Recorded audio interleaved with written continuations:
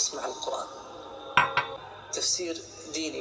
لماذا؟ لأن أقرأ سورة البقرة فإن أخذها بركة وتركها حسرة ولا تستطيعها البطلة. هذه سورة واحدة. كل واحد فينا بيعدي بأيام صعبة، يمكن في مشاكل في البيت أو ضيق في الرزق أو إحساس غريب بالقلق والخوف، أو حتى من غير سبب. ساعات تحس إنك مش عارفة تفرحي حتى لما يكون في حاجات كويسة بتحصل، قلبك مش هادي ومش حاسة برضه بالراحة. في ناس بقى بتروح تدور على حلول مادية، وفي ناس بتدور على طاقة إيجابية من أي مصدر، بس الحل الحقيقي موجود في إيدينا من زمان، موجود في كتاب ربنا، وبالذات في سورة واحدة اسمها سورة البقرة. وسورة البقرة هي كنز، وبيني وبينكم احنا محتاجين الكنز ده قوي، وبالذات الأيام دي. السلام عليكم ورحمة الله وبركاته. ازيكم؟ عاملين ايه يا حبايب قلبي؟ وحشتوني جدا، ربنا يبارك فيكم. النهاردة بإذن الله هنتكلم عن فضل سورة البقرة، وهقول لكم على خطوات عملية وبسيطة جدا تشجعك ان انت بإذن الله تقرأيها، واحكي لكم كمان قصة واقعية لواحدة قررت ان هي تقرأ سورة البقرة وايه اللي حصل لها بعد ما قرأتها. بس قبل ما نبدأ بقى فيديو النهاردة، ما تنسوش تصلوا على النبي، اللهم صل وسلم وبارك على نبينا محمد. وإذا ظهر أي إعلان فيه موسيقى أو مخالفة لدين الله، أرجوكم اعملوا تخطي للإعلان أو وطوا الصوت لحد ما يبدأ الفيديو. هقول لكم على كم حديث عن الرسول صلى الله عليه وسلم بيتكلم عن فضل سورة البقرة. النبي صلى الله عليه وسلم قال: اقرأوا سورة البقرة فإن أخذها بركة وتركها حسرة ولا تستطيعها البطلة. والبطلة يعني الصحراء. يعني انت لما تحافظي على سورة البقرة وتقرأيها، حياتك كلها بإذن الله بيدخل فيها الخير والبركة. والبركة هنا يعني البركة في كل حاجة في حياتك، البركة في الرزق. وعلى ما أظن احنا الأيام دي محتاجين يكون في بركة في رزقنا جامد جدا، وبركة كمان في الصحة. تلاقي نفسك الحمد لله النهاردة عملتي شغل كتير جدا، لكن ربنا باركلك في صحتك ومش حاسة ان انت مجهدة ولا تعبانة، وبيبعد عنك كمان الأمراض والأوبئة. وبركة في العمل، تلاقي الوقت اللي بتشتغلي فيه قصير لكن أنتجتي حاجات كتير جدا لأن ربنا مباركلك في الوقت. بركة في البيت، في علاقتك مع زوجك، مع أولادك، مع حماتك ومع إخوات زوجك ومع سلايفك. بركة مع أمك وأبوك وإخواتك، نبقى قاعدين كده في البيت مع بعض ومبسوطين. بركة في كل شيء في حياتك، ولو أهملتيها هتخسري حاجة كبيرة جدا، حتى لو انت مش واخدة بالك انت خسرت ايه. بالله عليكم، مش احنا محتاجين البركة دي في حياتنا؟ الرسول صلى الله عليه وسلم بيقول ان تركها حسرة، بتتحسري ان انت ما قرأتيهاش من كتر الخير اللي فيها. ولا تستطيعوها البطلة. البطلة الناس اللي هي بتعمل سحر، والناس اللي بتأذي غيرها بالسحر وبالعين وبالحسد. وعلى فكرة السحر مش لازم يكون عبارة عن ورقة ومكتوب فيها طلاسم وحاجات زي كده. في سحر بيبقى سحر بالكلام، ناس بتتكلمي معاهم وبتتعرفي عليهم جديد وبيسحروكي بالكلام الحلو، وبتدخلي معاهم تتعشمي فيهم، وفي الآخر بتكتشفي إن هم أوحش ناس. ربنا بإذن الله هيحفظك من كل دول. كمان سورة البقرة بتدخل الحياة في بيتك، والحياة هنا السعادة والفرح والراحة. الرسول صلى الله عليه وسلم بيقول: لا تجعلوا بيوتكم مقابر، إن الشيطان ينفر من البيت الذي تقرأ فيه سورة البقرة. تخيلي كده ان انت تبقي لما داخله بيتك او بيت حد تحس ان هو عامل زي المقابر، لكن بقى لما تقرأي سورة البقرة بيتك بيدخل فيه السعادة والراحة والهدوء والرضا، وكمان حماية لأولادك ومالك وصحتك بإذن الله طبعا. تخيلي ان الشيطان بنفسه يهرب من البيت اللي فيه سورة البقرة، بيتك ما يكونش فيه الشياطين اللي بتوسوسلك وتحرضك ان انت تعملي افعال السوء بدل ما تقربي لربنا، وخصوصا في الايام اللي احنا فيها دي، الايام اللي مليانة فتن. الشيطان بيدخل في قلبك الخوف، وبيدخل في قلبك القلق، وبيدخل في قلبك الضيق والخنقة والملل. تخيلي لما تطردي بقى كل ده من بيتك وما يكونش موجود في اي حاجة من دول بإذن الله. كمان سورة البقرة فيها أعظم آية في القرآن الكريم، وهي آية الكرسي. الرسول صلى الله عليه وسلم عرفنا اللي يقرأ آية الكرسي بعد كل صلاة لا يمنعه من الجنة إلا الموت. يعني آية من سورة البقرة تدخلك الجنة بإذن الله. إيه الجمال ده؟ والله ما فيش جمال بعد كده. استني، انت فاكرة ان احنا كده خلاص خلصنا؟ ده في كمان حاجة جميلة جدا. عارفة آخر آيتين من سورة البقرة؟ الرسول صلى الله عليه وسلم أخبرنا إن اللي يقرأ آخر آيتين من سورة البقرة كفتاه. يعني إيه كفتاه؟ يعني تكفيكي من الهم، الحزن والخوف والقلق والشر. يعني من الآخر مش هتلاقي أفضل ولا أحسن من كده. فعلا سورة البقرة مليانة كنوز. بالله عليكي، انت مش حاسة ان انت محتاجاها؟ مش حاسة ان انت محتاجة الكنوز دي؟ عايزاكي بقى تتشجعي كده وتستعيني بالله ونقرأ سورة البقرة ونملى بيتنا وبيوتنا بالكنوز الجميلة دي. هحكي لكم حكاية عن واحدة قررت ان هي تقرأ سورة البقرة. في واحدة اسمها أمل، ست متجوزة وعندها ولدين. كانت حياتها عادية في الأول، لكن بعد فترة بدأت تحس ان في حاجة مش طبيعية. خناق كل يوم مع جوزها على حاجات صغيرة، الولاد طول الوقت عصبيين، نومهم متلخبط، مصاريف كتير ومفيش بركة في الفلوس، وكمان دايما حاسة ان هي مضغوطة ومتوترة وفي قلق كده في البيت. أمل كانت بتصلي وبتقرأ قرآن أحيانا، لكن ما كانش فيه التزام حقيقي. القلق والتوتر والضغط اللي كان في البيت للأسف كان بيضغطها هي نفسيا وبيوترها على طول، وعلى طول حاسة ان هي تعبانة ومش متحملة أي حد. المشكلة انها كانت حاسة ان مش لاقية حل لمشكلتها، لحد ما صاحبتها قالت لها طب ليه ما تقرأيش سورة البقرة كل يوم؟ بس أهم حاجة ما توقفيش حتى لو تعبانة. أمل في الأول ضحكت وقالت لها يا بنتي سورة البقرة طويلة جدا، أنا يدوب بخلص وردي الصغير بالعافية.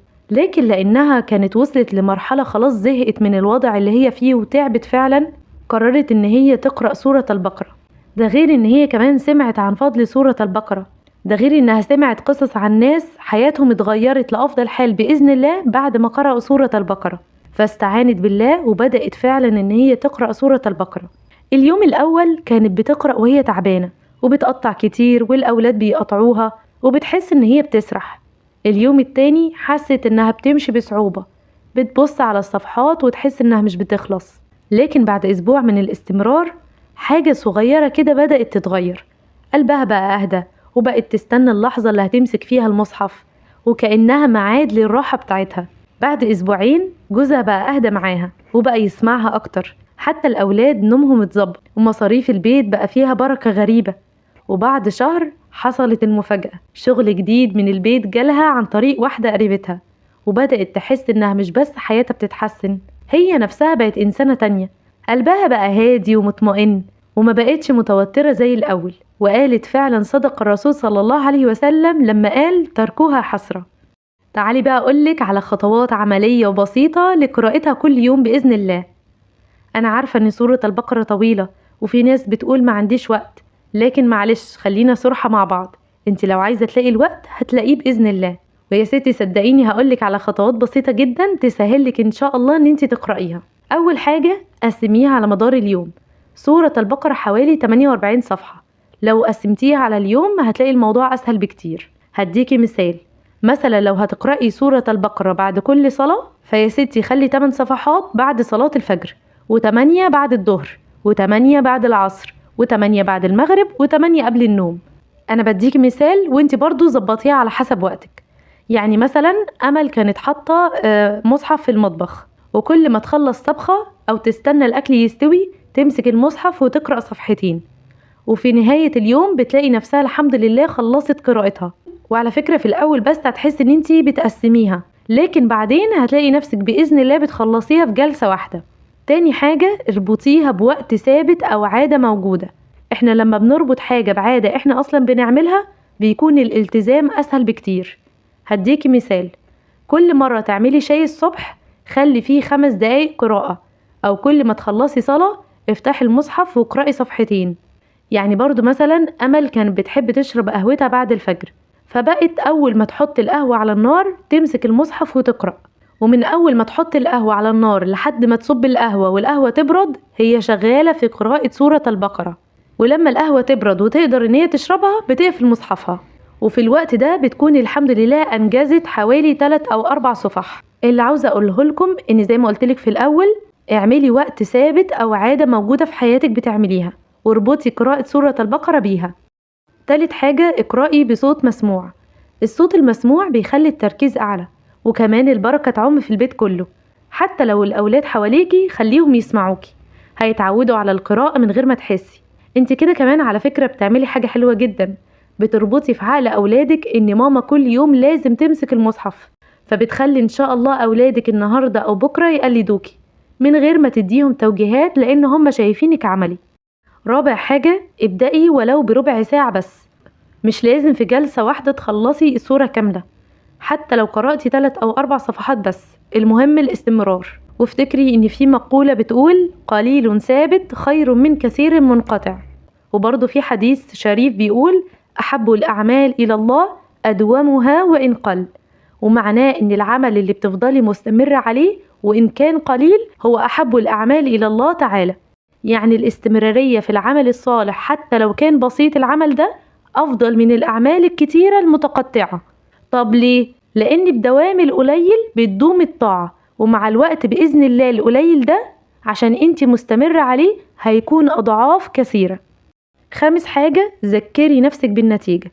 كل مرة يجيلك كسل أو إحباط افتكري إحساسك بعد ما تخلصي القراءة، افتكري الراحة اللي بتدخل في قلبك، الهدوء اللي بيملى البيت. افتكري برضو لو حصل حاجة مثلا زي فرج أو جبر في حياتك بعد ما قرأتيها، افتكري كل الكلام ده. طب حتى لو يا ستي ما حصلش فرج أو جبر أو أي حاجة، اسمعي يا ستي قصص الناس اللي قرأت سورة البقرة واستمرت عليها، وده هيديكي حافز وتشجيع ان انت تستمري ان شاء الله. سادس حاجة، لو فاتك يوم ارجعي عادي. الشيطان هيحاول بكل الطرق ان يقنعك انك لازم تفوتي يوم، وان انت لما تفوتي يوم خلاص كده ضاع منك الالتزام، لكن الحقيقة انك تقدري ترجعي وتكملي عادي. يعني برضه هديكي مثال، أمل في مرة كانت تعبانة وما قرأتهاش، تاني يوم عوضت القراءة على يومين، والحمد لله حست ان هي فخورة جدا بنفسها وانها ما استسلمتش. في الاخر عايزة اقولك سورة البقرة مش مجرد آيات طويلة، هي طوق للنجاة، حماية، وسبب ان حياتك تتبدل لأفضل حال بإذن الله. ابدأي التزمي بيها وشوفي بعينك ازاي كل حياتك بإذن الله هتتغير، مشاعرك، بيتك، رزقك، وحتى نظرتك للحياة. بس عايزة اقولك حاجة مهمة جدا، ما تاخديش سورة البقرة على سبيل التجربة، اقرأيها وانت عندك يقين كامل ان ربنا بإذن الله قادر يغير حالك لأفضل حال. خلي بينك وبين ربنا عهد، يا رب هقرأها كل يوم طلبا لرضاك، وهتشوفي بإذن الله العطاء اللي ملوش حدود. وبس كده يا حلوين، احنا كده خلصنا الحمد لله فيديو النهاردة. اتمنى يا رب يكون فاتكم وعجبكم. ما تنسوش بقى اذا استفدتم بأي حاجة اعملوا لايك واشتراك في القناة وكومنت حلو منكم، واللي حابب يكتب لي اي سؤال في الكومنتات يكتبهولي وبإذن الله ارد عليكم على طول. اشوفكم ان شاء الله في الفيديو الجاي مع حكاية وفضفضة جديدة. بحبكم جدا. سبحانك اللهم وبحمدك، اشهد ان لا اله الا انت، استغفرك ربي واتوب اليك. السلام عليكم. أن صاحب القرآن يعني معه نور لا ينقطع، لا ينقطع هذا النور طالما أنه في صحبة القرآن. ودليل يعني ذلك قول الله عز وجل وكذلك أوحينا إليك روحا من أمرنا ما كنت تدري ما الكتاب ولا الإيمان ولكن جعلناه نورا نهدي به من نشاء من عبادنا وإنك لتهدي إلى صراط مستقيم. الأمر الآخر، صاحب القرآن دائما في هدى، هو لا يحتاج إلى كتب مترجمة تعلمه السعادة وتعلمه الإيجابية وتعلمه القوة النفسية وكيف تواجه صعاب الحياة وضغوطات الحياة. عنده هدى وهو القرآن. الله عز وجل يقول ذلك الكتاب لا ريب فيه هدى للمتقين. فهو ليس في حاجة إلى كتب من أخلاق الشرق ولا من أخلاق الغرب. صاحب القرآن دائما في ابتهاج ودائما في سرور. قد يعتريه حزن، قد يعتريه خوف، قد يعتريه مرض، قد يعتريه مثل ما يعتري بقية الناس، ليس مخلوق من جنس آخر هو، ولكن الأصل في أنه مبتهج. يعني فلنحيينه حياة طيبة.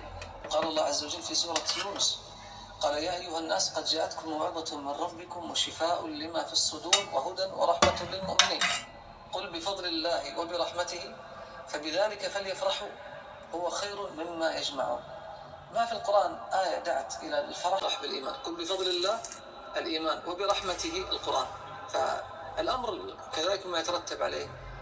صاحب القرآن في الغالب تتنزل عليه الملائكة، لأن الملائكة دوما تحب أن تسمع القرآن، فتجد القرآن الملائكة تتبع أهل القرآن أهل الذكر أينما كان، والكلام في هذا طويل. صاحب القرآن دائما يفسر الأحداث تفسير منطقي، تفسير روحاني، تفسير ديني. لماذا؟ لأن صاحب القرآن كل شبهات الحياة القرآن يردها، كل السنن الربانية موجودة في القرآن، كل المقدمات والنتائج لكل اقرأوا سورة البقرة فإن أخذها بركة وتركها حسرة ولا تستطيعها البطلة. هذه سورة واحدة فقط، إذا قرأها الإنسان في بيته جاءت البركات من كل مكان، فما بالك إذا كان الإنسان يعني يحمل القرآن كله. كذلك من يعني المترتبات التي يحصل عليها صاحب القرآن أنه المعروف الشيخ محمد الخضري كان أحد شيوخ الأزهر، نقل عنه مصطفى صادق الرافعي في وحي القلم، يقول جلست معه فيقول لي 30 سنة لم أصب بأي مرض، فلما يقول الرافعي سألته قال أنا أختم أقرأ في كل يوم 3 أجزاء من القرآن، 3 أجزاء من القرآن يختم في تقريبا في 15 يوم تقريبا، فيقول 30 سنة ما أصبت بمرض ببركة هذا القرآن. من القصص اللي أعرفها من الأشخاص المعروفين الشيخ محمد المنصور، ربما كان هو أحد أقران الشيخ ابن عثيمين رحمه الله، يقولون من شدة صحبته للقرآن أنه في الليلة التي قالوا أنه يعني بدنو أجله قال اتركوني، يعني لا أحد يدخل علي الغرفة، فكان في المستشفى طبعا في آخر حياته، فيقول بدأ من سورة البقرة من الصباح وختم القرآن في قبل الغروب، ثم بعد أن ختم القرآن توفي. الشيخ إبراهيم عزت أحد علماء مصر، ربما القليل الذي يعرف هذا الرجل، هذا ربما جلس سنين طويلة يفسر القرآن وهو على منبر الجمعة، حتى كان لدخوله يعني هيبة. يقول لي أحد الشيوخ الذين كانوا يحضرون لخطبته، يقول فقط بمجرد ما يدخل يعني ليخطب الناس تبدأ في البكاء، أعطاه الله هيبة وإيمان وشيء عجيب. فيقول سبحان الله فسر القرآن كله فوق منبر الجمعة، ولما ختم بسورة الناس آخر القرآن توفي. نعم. كذلك من الأشخاص اللي أنا يمكن قريبين مني جدا شخص اسمه أستاذ يوسف منصور، أحد دعاة المعروفين في أندونيسيا. هذا دعاني في أندونيسيا فاستغربت من طريقتهم مع القرآن، يعني اعتقدت أن يعني الخليج والمملكة كذا يعني هم نعم يحبون القرآن ويفتخرون به ويطبقون بحمد الله، ولكن أحيانا تجد في بلاد أخرى أناس عندهم يعني حب شديد للقرآن بشكل يعني ما يصدق، ما تقول أنك في هذا الزمن. فيوسف منصور أنا يعني ألفيته في أندونيسيا، يقرأ في السيارة، يقرأ في المطار، يقرأ في السوق، يقرأ وهو يمشي، يقرأ وهو يتمشى. لما نرجع من بعد جولة طويلة في الصباح على بعض المراكز الإسلامية وكذا، نحن نرجع نأخذ قيلولة بعد الظهر، هو لا يجلس بعد الظهر يقرأ قرآن. فتقول سبحان الله، شفت يعني أنا بالنسبة لهم ولا شيء، وكنت أزعم في يوم من الأيام أنني قارئ لكن تكتشف من خلال السفر من خلال التجوال أن الله عز وجل أعطى أشخاص آخرين حب القرآن وتعلق بالقرآن أكثر مما أعطاك وأكثر مما أعطى غيرك. فهذه نعم، وهذه نعمة نقول التعلق بالقرآن والصحبة مع القرآن نعمة عظيمة، كلما يعني أدى زكاتها بالتلاوة بالفهم بمجالس القرآن كلما ثبتت هذه النعمة لديه. لكن كلما استغنى بهذا القرآن بكتب أخرى، يعني أنا أتصور بعض الناس اليوم يقرأ في كتب مترجمة غربية أكثر مما يقرأ في القرآن، أكثر مما يعرف من قصص القرآن، وهذه مشكلة كبيرة نحتاج فيها أن نعود يعني عودة صادقة إلى كتاب الله، أن نتعلق به، أن نستمد من هذا القرآن المبادئ، القيم، المنهج، الأخلاق. ما نحتاج كتب كثيرة في البيت، ما نحتاج تفاسير كثيرة في البيت، ما نحتاج قصص حتى نتأثر. القرآن لمن يتأمل طويلا في القرآن يعني يغنيه عن كل شيء، عن كل كتاب، لكن نحتاج إلى إقبال صادق.